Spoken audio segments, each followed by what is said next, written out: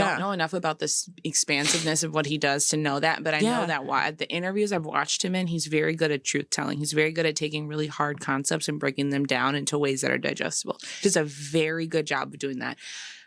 I'd never seen ethically, anybody who's doing therapy on TV, giving therapy on TV, I have a struggle with it because there's a secondary motivation. So when I watch somebody giving therapy on TV, whether it's like this, or what's the black Orna, girl? Or what's her name? Not Orna. Orna, I actually don't. I'm not talking about Orna. Orna's different. Orna, and I'll tell you why. Okay. Orna, the black woman.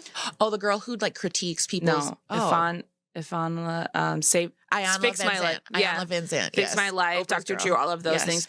So these like Dr. weekends Phil, where these do these intensive weekends or they do these 1 week long therapies, the reason why that I can't respect it and call it therapy isn't because the people don't know what they're talking about. They absolutely know what they're talking about. And they're saying things that are meaningful and intelligent. When I hear them, I know that they understand therapy. So that's not the issue. The issue is that not only are they weaponizing it, but they have like there's a benefit to them getting people to have these huge emotional reactions and to process their trauma on TV and having aha moments over and over again. And that's where I have issue because they are like maybe in the course of doing actual therapy, it would take you 10 weeks to get to that realization. And they're bringing them to that in a day, which tells you how much skill they have.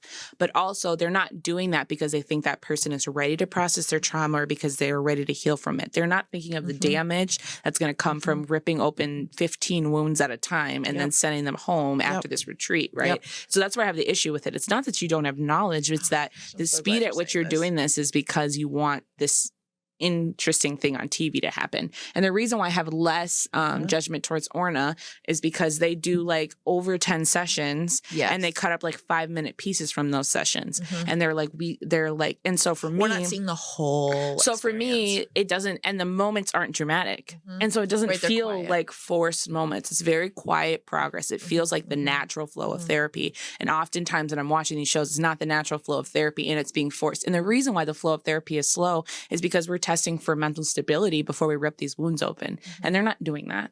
And so that's where I'm kind of like, this is ethically off. But Dr. Drew was super intelligent. Like everything I've ever heard him say in an interview is intelligent. I'm like co-signing everything you're saying and aligning with all of that shit because I watched something afterwards that I'm forgetting that his name is like I'm forgetting his name. He's like a black guy or something. He kind of was doing like he's an LMFT and he was doing therapy interviews for Viceland like years ago and had like different black actors on and like rappers and shit like that and was giving them like 22-minute sessions. And somebody else showed it to me and I was thinking like, it's like cool to watch, but I was like, 22 minutes is nuts.